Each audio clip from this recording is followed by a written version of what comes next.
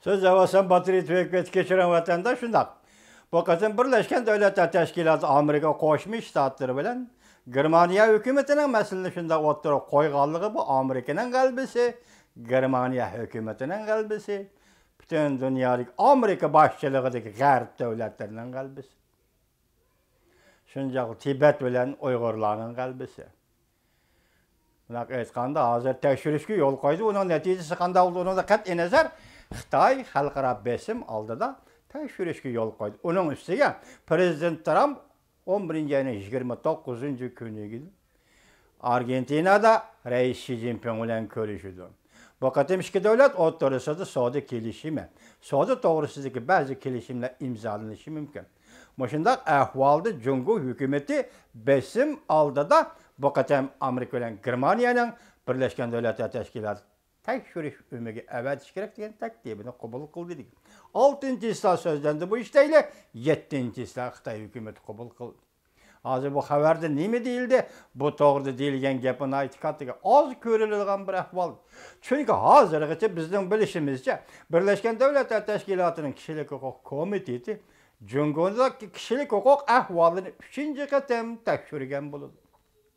Yoki 3-qatim muhokamaga qo'ygan va bu to'g'rida fikr qilgan, bu to'g'rida Jungoni 3-qatim tanqidlagan bo'ladi.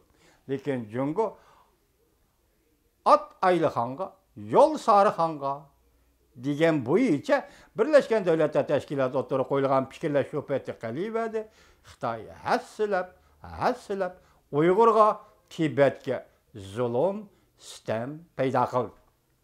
Shunga shukanda siz ko'rib o'tdingiz vatandosh, hozir G'arb dunyosi faqat Amerika boshchiligidagi G'arb dunyosi.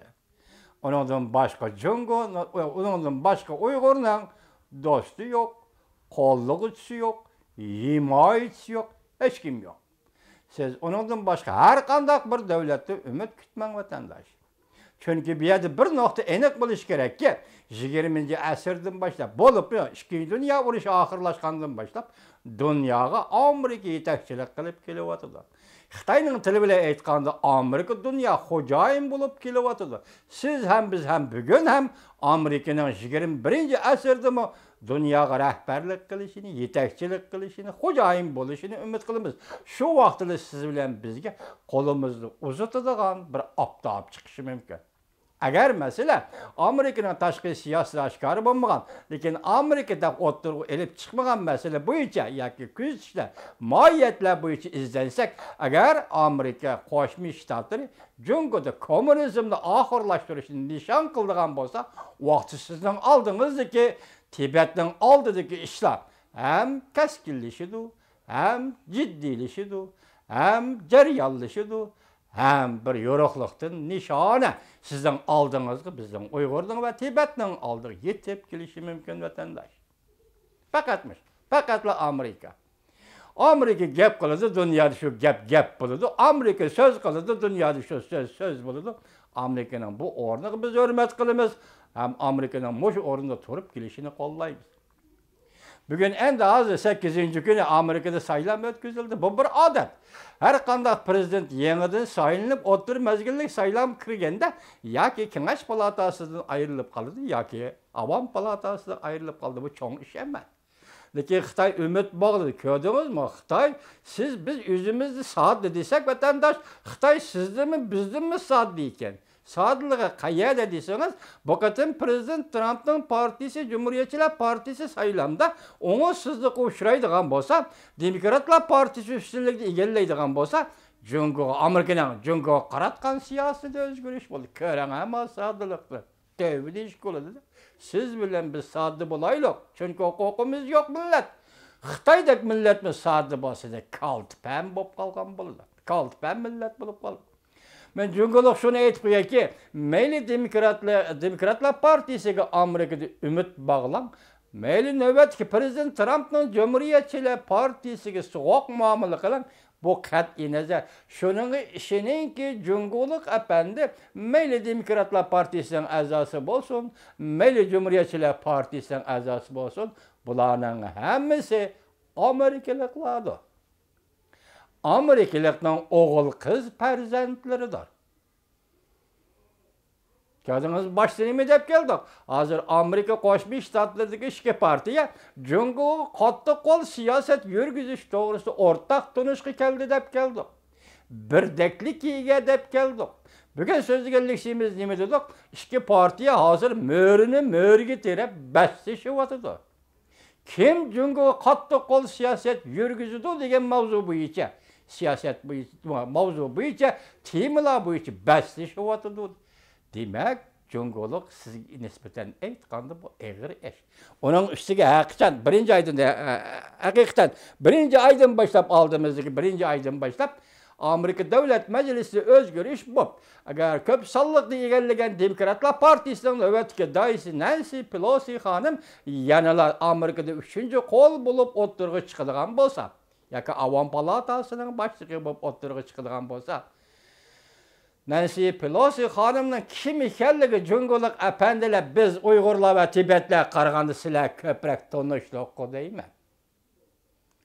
Nancy Pelosi hanım 2008-yil 3-oyning 15 kuni Dharamsalaga berib 3-oyda shu vaqtda 2008-yil 3-oy Tibetda qo'zg'algan va Xitoyning bosh surishi tufayli Dharamsalaga berib Dalai Lama'da hal sordu.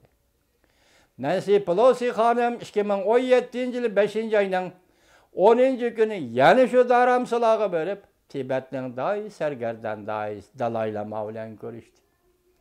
Hatta shuningdek yangi dehliga berib Modi bilan ko'rishdi. Modiga nima dedi bu bizga notayin. Lekin shu vaqtda bu leksiyani biz sizlarga so'zladik.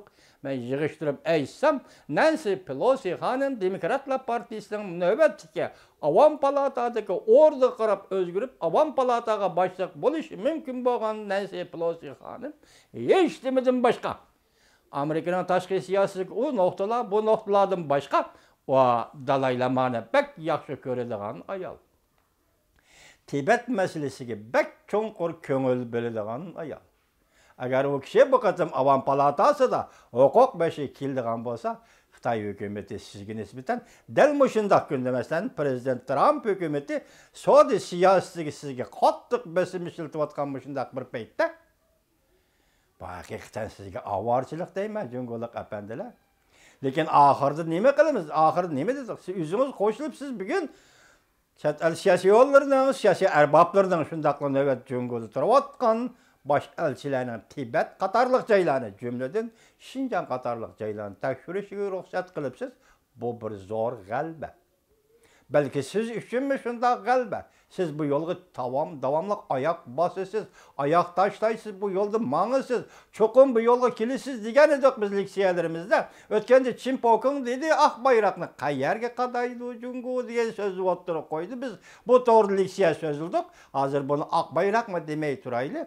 Amerika bilan yarashish, Amerika bilan kelishish, Amerika bilan murassalashish, bosqichga qadam qo'ygan bo'lsangiz, hazır bugungi kunda 11-oyning 30-kuni Prezident Trump bilan Xi Jinping Argentinada uchrashadigan shundaq bir paytda sizning bu birinchi qadamni yo'l qo'yganligingiz, masalan Tibetga chet el siyosiy yo'llarining kirishiga ruxsat qilganligingiz, bosh elchilarning kirishiga ruxsat qilganligingiz, shu qatorda Xinjiang rayoniga ham mustamlika Uyg'uristonga hamma o'xshashlar shularning berishiga ruxsat qilgan bo'lsangiz, demek bu yerde Amerika Qo'shma Shtatlarining savdo tijorat siyosati, yani iqtisodga munosabatlik siyosatiga yandab yoki bir ko'langi bo'lib, siyosat masalasimi yetib kelyapti qandoq degan savolni qo'yamiz hurmatli vatandosh.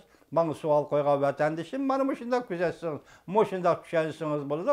Hozirgi dunyoda men shunga mishada bir jumla qistirib qo'yay Uyg'ur vatandoshlarga. Hozir tor betlarga qarasınız, bu ko'proq Turkiyada yashayotgan vatandoshlarimiz hadisi saniga chiqib, undaq ko'pray, mundaq sapray deb so'zlaydi ekan. Din birinchisi e'tiqod masalasi. Din bilan shaxsining e'tiqod munosabatini hal qiladigan masala. Ikkinchisi din bir ideologiya bo'lsin deyli. Uchinchisi din ham bu ilmiy masaladir. Şuna İslam felsefesi deydiğen mesele mevcut bulup geldi hazırki dünyada. Meseleleri ilmi muamele kılanlar efendiler. dinni ilmi yol bilen düşendiringlar. Hem şundakla etrafınlaga ilmi muamele kılış düğününglar. Vatandaşlar, siz o devletle yaşavatkan bolsunuz, biz ve bizdek adamla bugün Yaponiyada yaşavatımız, Amerika Koşmuş Ştatlarında yaşavatımız, Avrupa'daki garp dünyasındaki Germaniya katarlık devletlerde yaşavatımız. Şuna siz ha degende notuk sözden kattık çıraylık sözlavatsız. Ahlak noktasında İslam dini ahlakta kandak teşebbüs kılır deydiğen nazik meselelerge birbirlep cevap verivatsız. Biz bunun hoş, intayın hoş, nayt çıraylık notuklarını sözlavatsız dini akabirlerimiz. Lekin hadisili oturga çıkıp onda kapırey, munda sapırey degan sözlerini azırak sözdeydi. Bugün günde Amerika devleti Tibet ve Uygurlar ilgi bulacağın bir devlet Amerika. Çünkü şunun işinin ki vatandaş millet meselesi, milletin takdiri meselesi bu çoğun devletler oturusundaki diplomatik münasebetlerinin dairesindeki meseledir. Çoğun devletler oturusundaki menfaat münasebetlerine bağlanışlık geopolitikalık meseledir. Şuna biz her birimiz moşundak günde Uygur ende siyasi oygunuş devrige kirdi desek, bu katemki Cenver'de ötken namayıştın karaganda Uygur'un oygangallıqını gördük desek, biz oygunaylı evvel siyasi cihette, siyaset cihette, siyasi ile siyaset şikilese, cihette oygunaylı vatandaşlar. Hele kadar yani neyme, din bilen siyasetin münasebeti dese, din degen siyaset degen din dep oturga çıkıvanmayla efendiler dünyada bundan kaydı yok. Men din